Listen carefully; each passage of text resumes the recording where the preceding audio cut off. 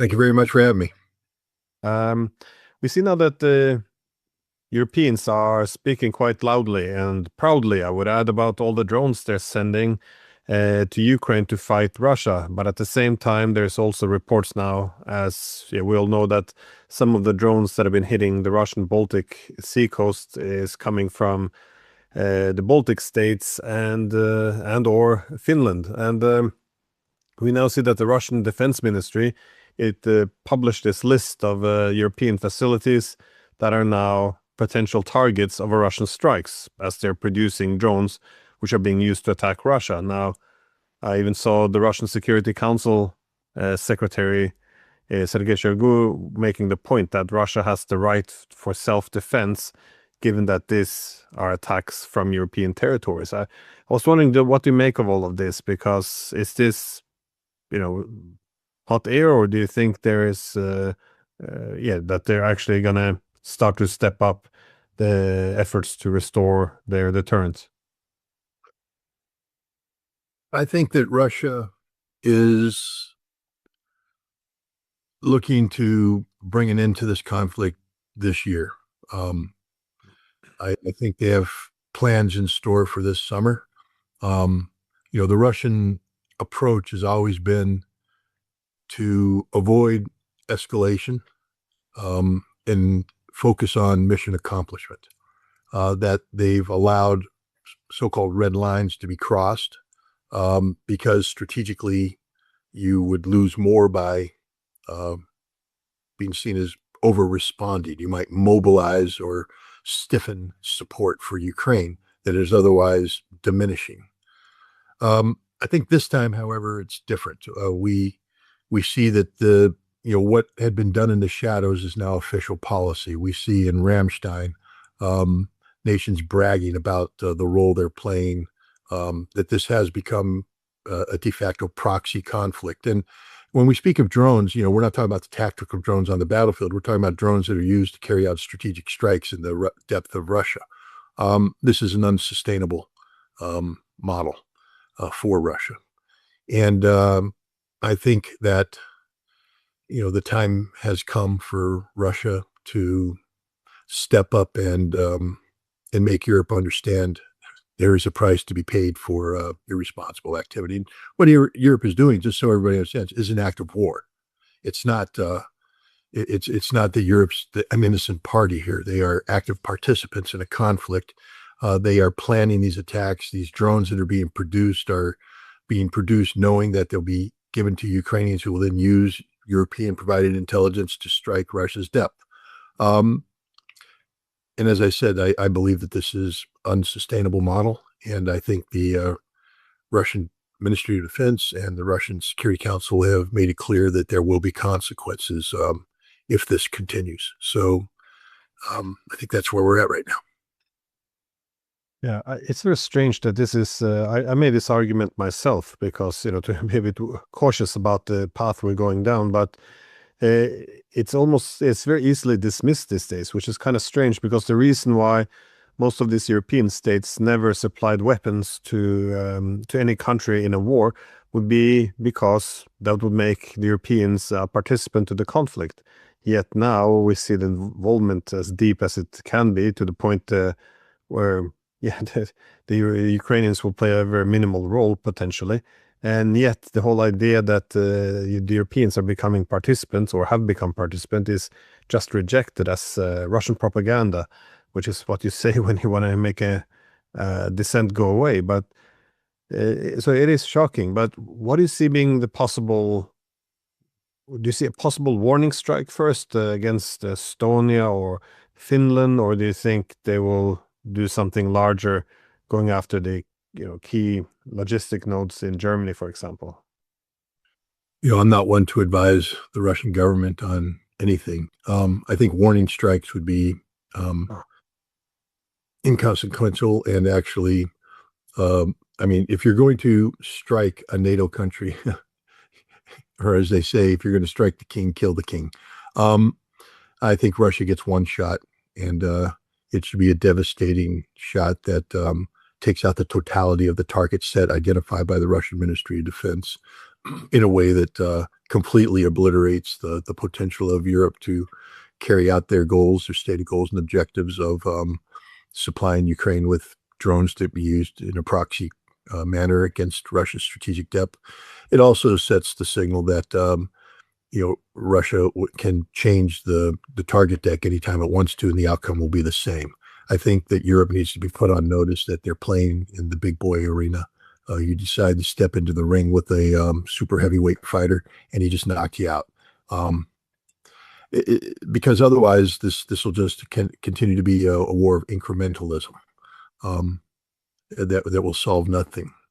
The other thing is by hitting decisively, you fundamentally define the debate. Now it's a put up or shut up time for Europe.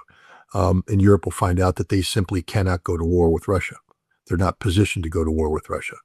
They don't have the resources. And then Europe will also have to have a debate about, are they going to drop everything in a time of existential economic crisis and rebuild a European army that cannot exist, does not exist, won't exist. The United States is leaving. I don't think the United States will have any sympathy for the Europeans for doing what they did.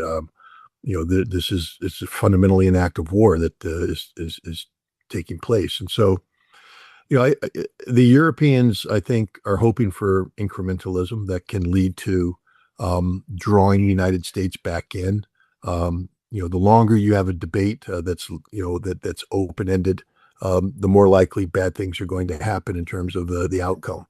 But if you present Europe with, a bloody nose and the fact that your hand is cocked to hit them again, and the United States now has to look at this, you make everything very clear with a decisive strike. And so I think the time has come for a decisive strike. I don't think the Russians would be publishing this list and Sergei Shoigu would be saying what he's saying if the Russians weren't prepared for a decisive strike.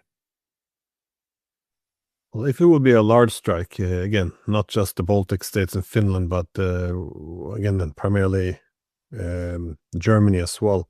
The big question is, what would the Americans do? So lately we've seen all these tweets by Trump that, NATO's a paper tiger. You haven't, you didn't do anything for us. We're not going to be there for you.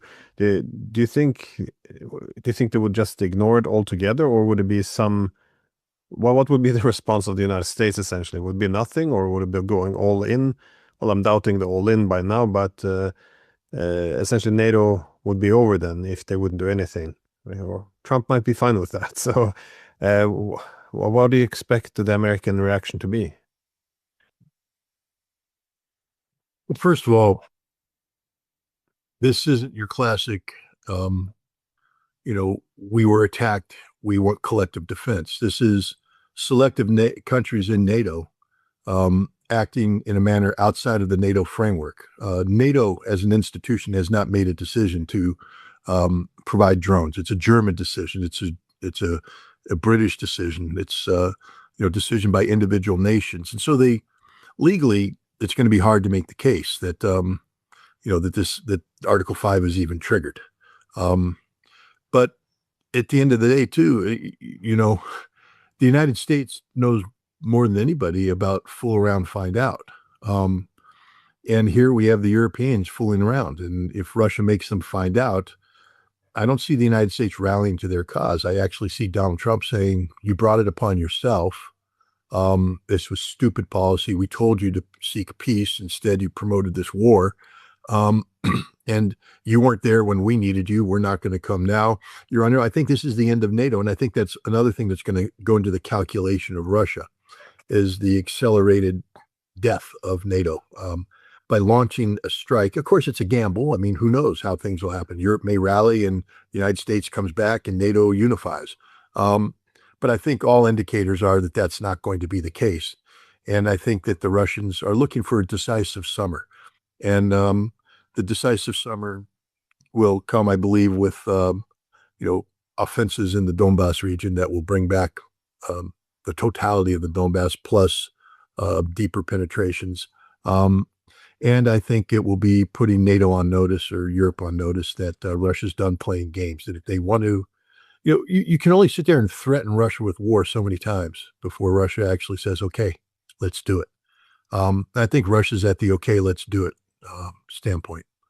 Especially, look, their economy is doing quite well right now, thanks to the global energy crisis. And no matter how this shakes out, Russia now has fixed a lot of their economic problems that might have held the hand of the Russian government before, out of fear that a conflict with Europe could trigger an even deeper economic crisis. I don't think Russia's afraid of that right now. I think all conditions are green for Russia to strike Europe if it continues this policy.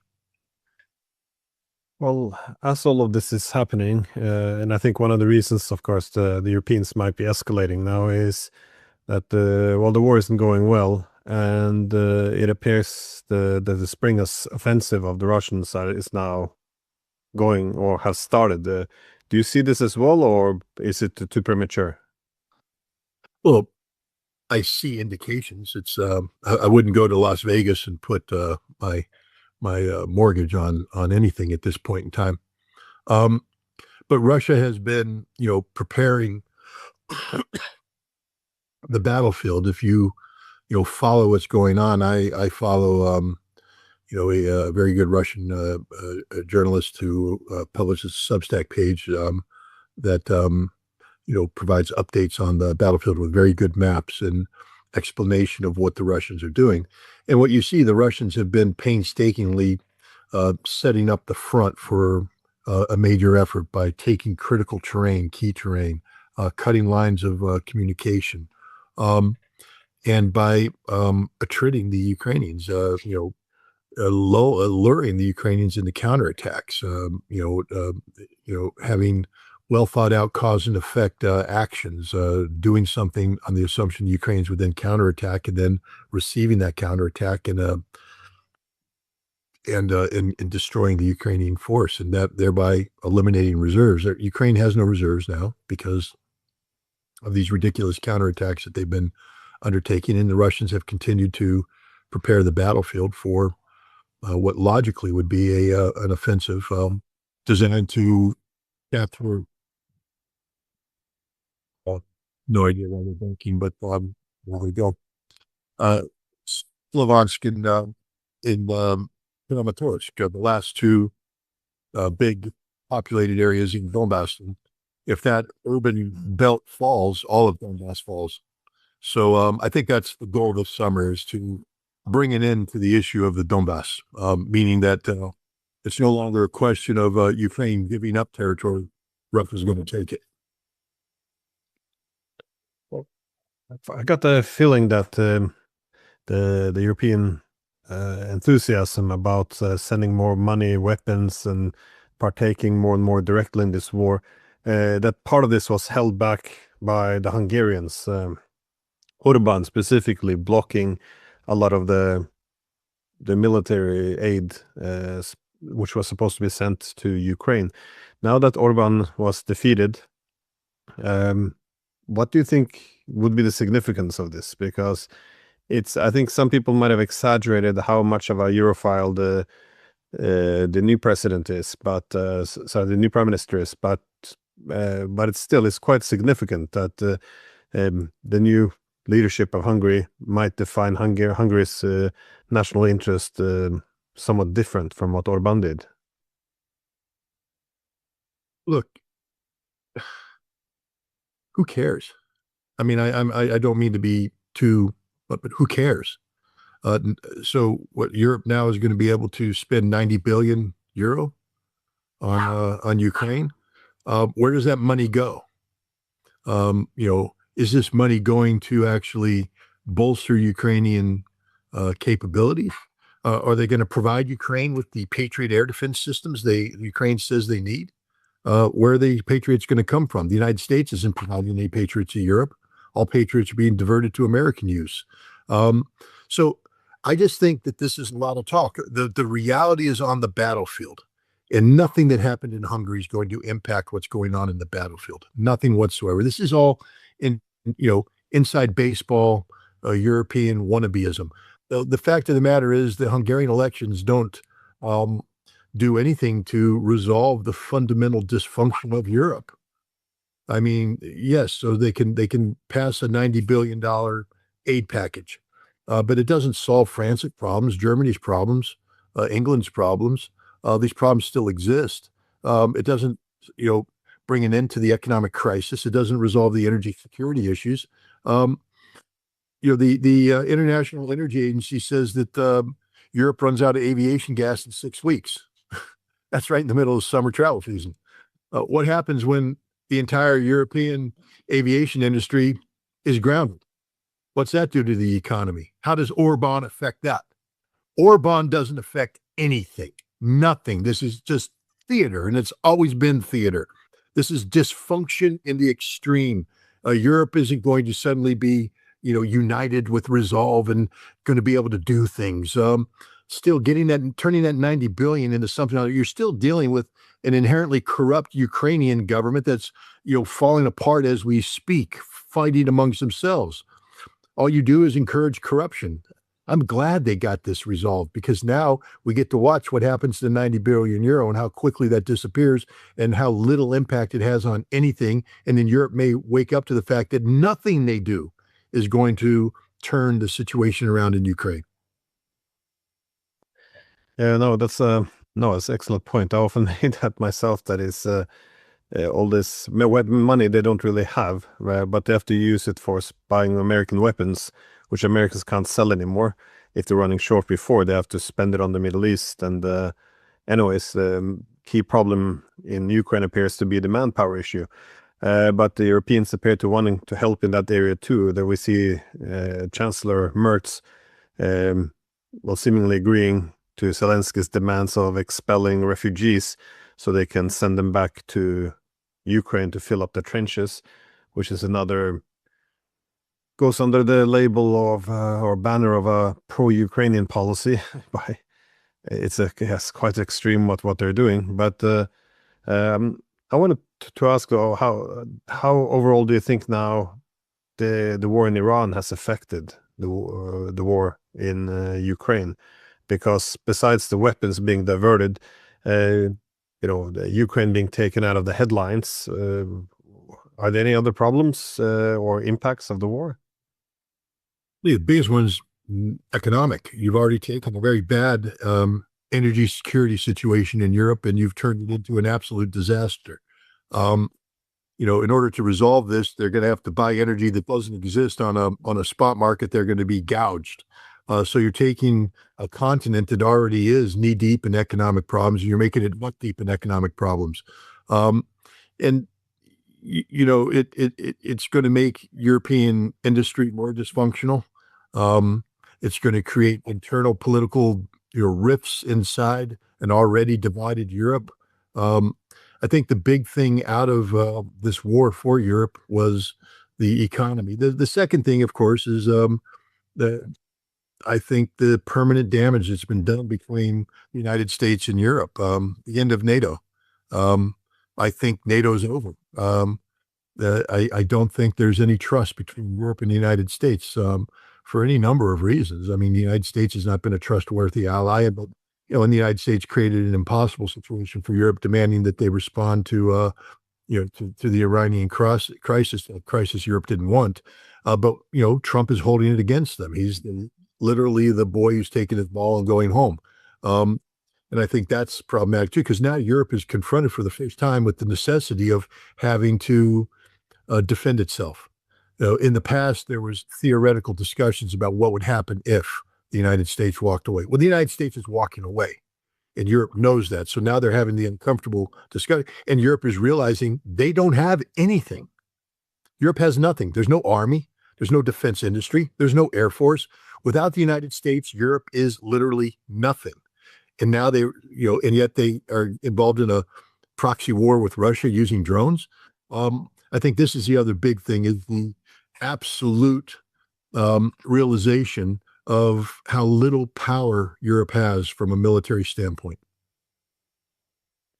Yeah, no, I don't always understand what the strategy is. You would think at that point in time when the Americans are pulling back and essentially, the big American support behind you goes away, you would be a bit more cautious the way you approach other great powers such as Russia. But it doesn't seem to affect the posture, though. They're still doing the same as they did before. But on the topic of Iran, do you think this might be coming to an end now? I think we all watched well, we'll have to take everything Trump says too seriously, but he seems to think the war is coming to an end. The Iranians did say that the Strait of Hormuz is open, but the way they defined open is very different from what Trump is describing, which sounds like an unconditional surrender for the Iranians. So, what do you think is happening at this moment? What's happening is exactly what I said is going to be happening. We have two realities in the world. We have the real geopolitical reality that is what the ground truth is in Iran. The United States and Israel lost the war. They didn't accomplish any of their objectives. They hold no leverage over Iran whatsoever. Iran holds all the cards. The U.S. has reached the capacity of its ability to escalate conventionally without crossing into outright war crimes. This is why Donald Trump, chose to, move towards a ceasefire that Iran didn't want, but was pressured into accepting because of China, who is suffering economically from this conflict. So, you have the Iranian reality. Then you have the American reality, which is purely centered on Donald Trump's ego. This is a political problem for Donald Trump. This isn't a national security problem for the United States. We're not trying to, solve a giant international foreign policy crisis. We're trying to solve a domestic political crisis for the president because he entered a war he said he would never enter, and he lost. He can't admit he lost. So now what has been happening, I said that, the negotiations that took place almost a week ago almost succeeded in having a final treaty. But politically, Trump couldn't accept this because to accept that treaty during the timing and the conditions put forward would mean that the United States is acknowledging defeat. So Trump scuttled this agreement and then went on a week of posturing. And that posturing was designed to create the perception of American power, that America is compelling Iran to do things. But what Iran is doing are things that were already agreed to in the Islamabad Memorandum of Understanding that was almost signed, but Trump killed it. This is just a game. This is active political theater. What we see the president doing is trying to create the impression that without his decisive intervention, without his massive blockade, without his threats, none of this would be happening. This is all happening because of him. And the Iranians are just basically concluding the agreement. I think there's too many people that take a look at what's happening and accept Trump's statements at face value. The reality is nothing his statements say conform to reality, to what's actually going on.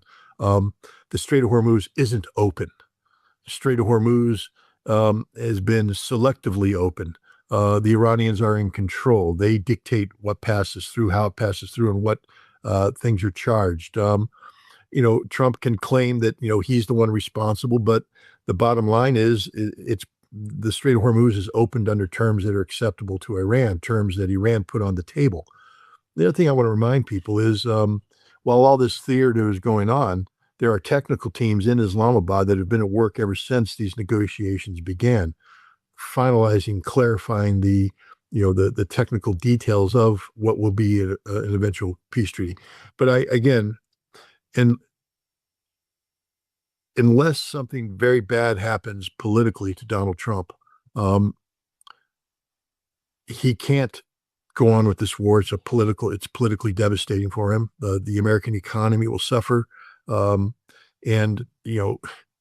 we know in elections, it's the economy stupid. And so, Trump has no choice but to find peace. He's just finding it in his own little weird Trumpian way, where he has to convince a portion of the American public that he's playing 5D chess and that he's a genius and that everything he does is brilliant, and none of this outcome would have happened without his intervention.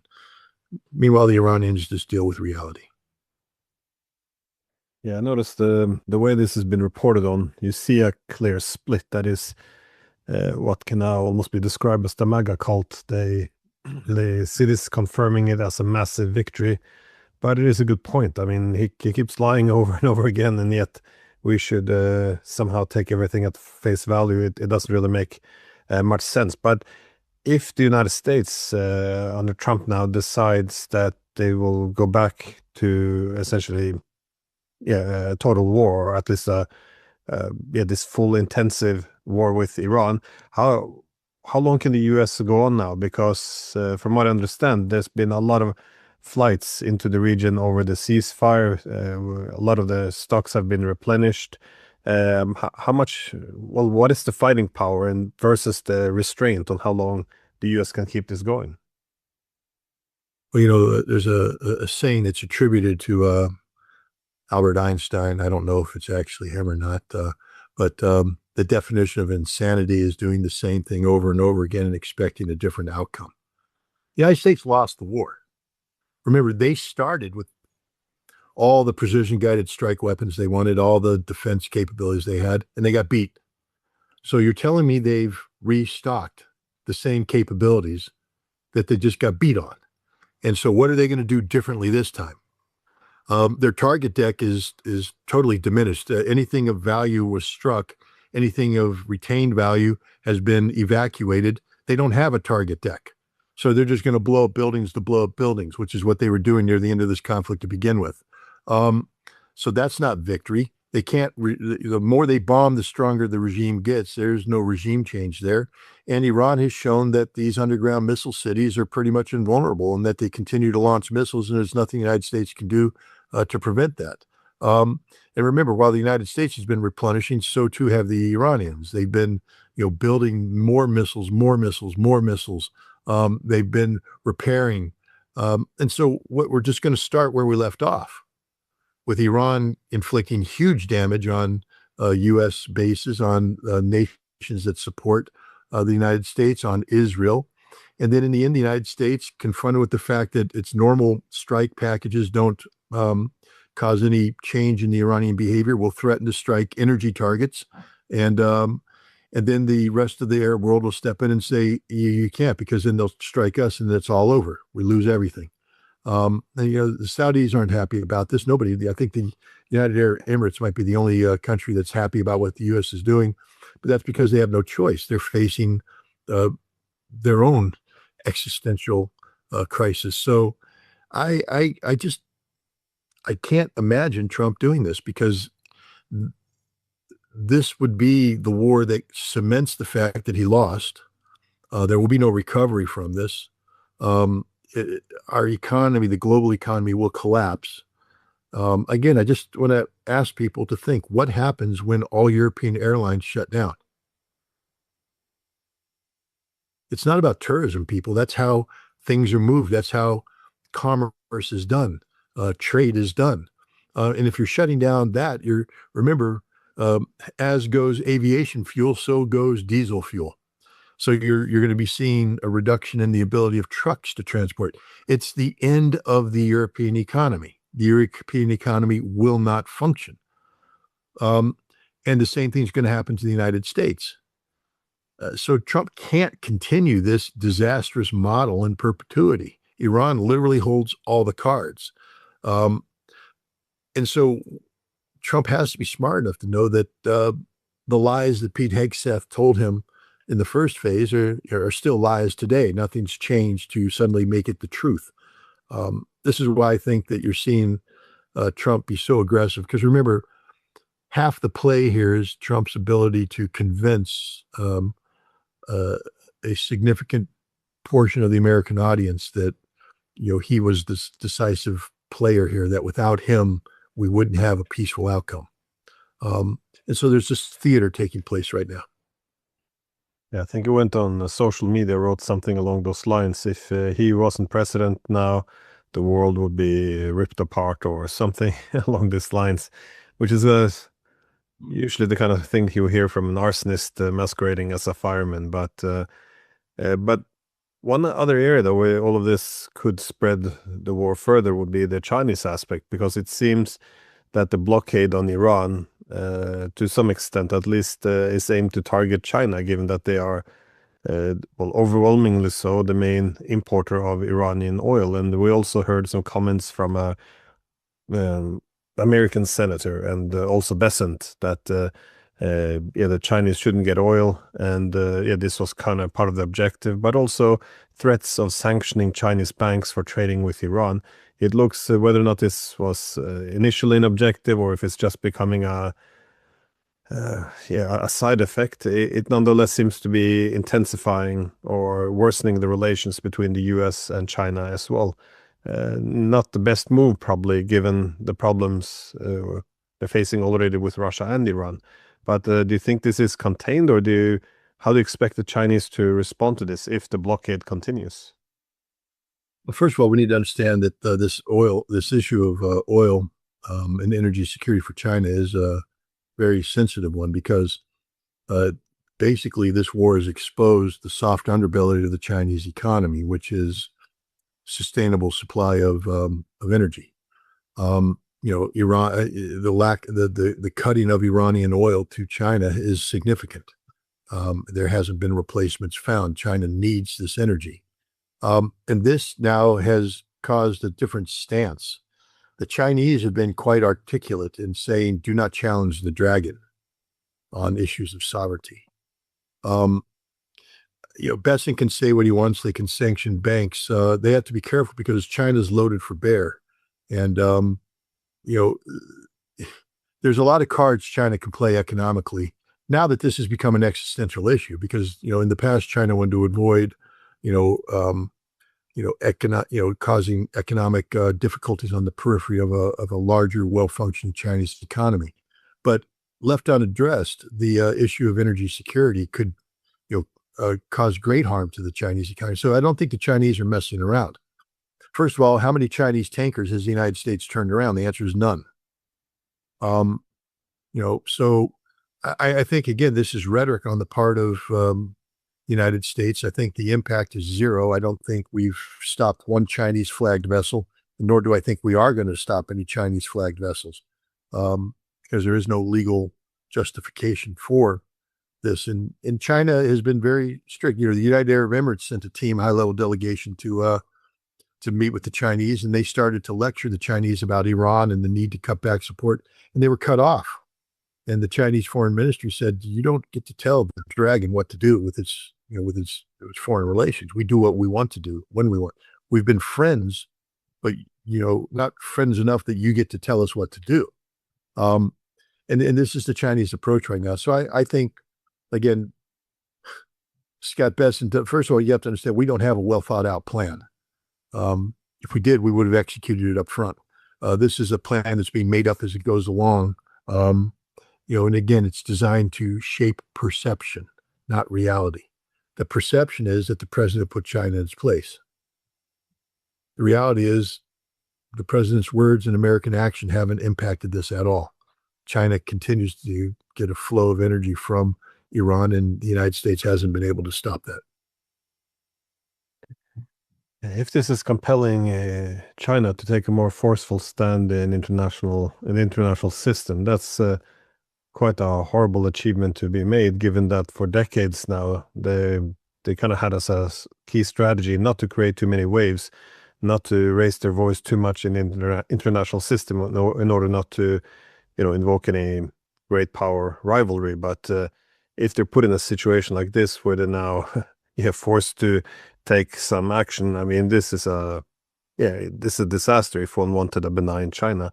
Just my last question, though, is about behind all the bluster. I mean, all these statements by Trump, they're gonna give up all of their enriched uranium, that is the Iranians, and we're gonna give them nothing back. They're not gonna get any money, nothing. I mean, behind all this, it doesn't make much sense. So behind all of this, is there any negotiations going on which gives you any reason for optimism, either with Iran or Russia for that sake, or is diplomacy, does it seem dead at this point? Well, we know for a fact that the peace talks in Islamabad never ended.